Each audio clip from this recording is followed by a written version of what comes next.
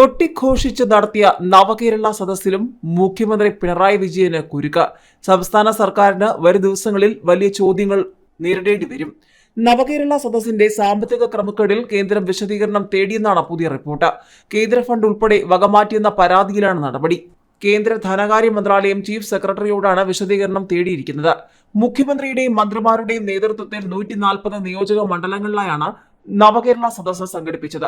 ജനങ്ങളുടെ പരാതികൾ കേൾക്കാനായി അവർക്കിടയിലേക്ക് ഇറങ്ങിച്ചെല്ലുന്നുവെന്നും പരാതികൾ കേട്ട് ഉടൻ തന്നെ അവയ്ക്ക് പരിഹാരം നൽകുമെന്നുമായിരുന്നു വാദം. എന്നാൽ കേരളത്തിൽ അങ്ങോളം ഇങ്ങോളം അതിക്രമങ്ങളും അക്രമങ്ങളും മാത്രമാണ് ഉണ്ടായത് എന്നാണ് പ്രതിപക്ഷവും മാധ്യമങ്ങളും സോഷ്യൽ മീഡിയയും വിമർശിച്ചത്.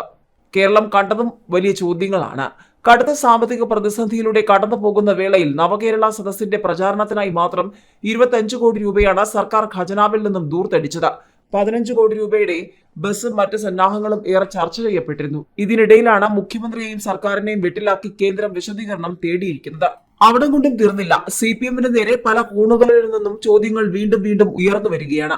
ഇപ്പോൾ മുൻ ആരോഗ്യമന്ത്രി KK ശൈലജ നിലപാട് വ്യക്തമാക്കി രംഗത്ത് വന്നിരിക്കുന്നു. സമൂഹ മാധ്യമങ്ങളിൽ വ്യക്തിഹത്യ തുടർന്നാൽ നിയമപരമായി നേരിടുമെന്നാണ് വടകര ലോക്സഭാ മണ്ഡലം സ്ഥാനാർത്ഥി KK ശൈലജ പറഞ്ഞത്. 1500 രൂപയ്ക്ക് മാത്രം PPE കിറ്റ് കിട്ടുന്ന ക്ഷാമകാലത്ത് 15,000 കിറ്റ് വാങ്ങി ആരോഗ്യ പ്രവർത്തകരുടെ ജീവൻ രക്ഷിച്ച കാര്യത്തെ കള്ളി എന്നൊക്കെ വിളിച്ച് അധിക്ഷേപിക്കുന്നു എന്ന് പറഞ്ഞുകൊണ്ടാണ് KK ശൈലജ രംഗത്ത് വന്നിരിക്കുന്നത്. കേരളത്തിലെ ജനങ്ങൾ പ്രതികരിക്കുമെന്ന് കരുതുന്നു എന്നാണ് KK ശൈലജ പറയുന്നത്. ജീവിതം ജനങ്ങൾക്ക് മുന്നിൽ ഒരു തുറന്ന പുസ്തകമാണ്. ഏതെങ്കിലും തരത്തിലുള്ള ക്രമക്കേട് കാണിച്ചിട്ടുണ്ടെങ്കിൽ അന്വേഷിക്കാം, കേസെടുക്കാം, ശിക്ഷിക്കാമെന്നാണ് KK ശൈലജ പറഞ്ഞിരിക്കുന്നത്. കോൺഗ്രസ് പ്രവർത്തകയെ കൊണ്ട് ലോകായുക്തയിൽ പരാതി കൊടുപ്പിച്ചപ്പോൾ കൃത്യമായി അതിന് മറുപടി കൊടുത്തതാണെന്ന് ശൈലജ ചൂണ്ടിക്കാട്ടി. മുഖ്യമന്ത്രി അസംബ്ലിയിൽ മറുപടി പറഞ്ഞതാണ്.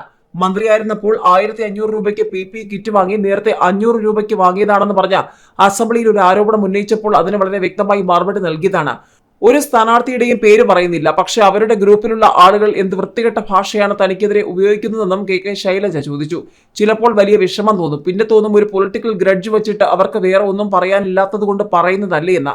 എന്തെങ്കിലും ഒന്ന് കാണുമ്പോൾ ഉടനെ തന്നെ അതിനെതിരെ നടപടി എടുക്കേണ്ടെന്ന് കരുതിയാണ് ഇതുവരെ ഒന്നും ചെയ്യാതിരുന്നത്. പക്ഷെ ഇനിയും വ്യക്തിഹത്യ തുടരുകയാണെങ്കിൽ ഒരു വസ്തുതയും ഇല്ലാതെ നടത്തുന്ന പ്രചാരണത്തെ നിയമപരമായി നേരിടുമെന്നും ശൈലജ പറഞ്ഞു. വ്യാജ ID വെച്ചാണ് പ്രചാരണം. വ്യാജ ID ആണെങ്കിലും അത് ചെയ്യിപ്പിക്കുന്നവർ ഉണ്ടാകും. അവർക്കാണ് അതിന്റെ ഉത്തരവാദിത്വം. ഇതിനെതിരെ നിയമ നടപടികൾ സ്വീകരിക്കും. ഇത്തരം വ്യക്തിപരമായ അധിക്ഷേപങ്ങൾ ഉന്നയിക്കുന്നവർക്കെതിരെ ഈ നാട്ടിലെ ജനങ്ങൾ പ്രതികരിക്കണമെന്ന് വിശ്വസിക്കണമെന്നും KK ശൈലജ പറഞ്ഞു.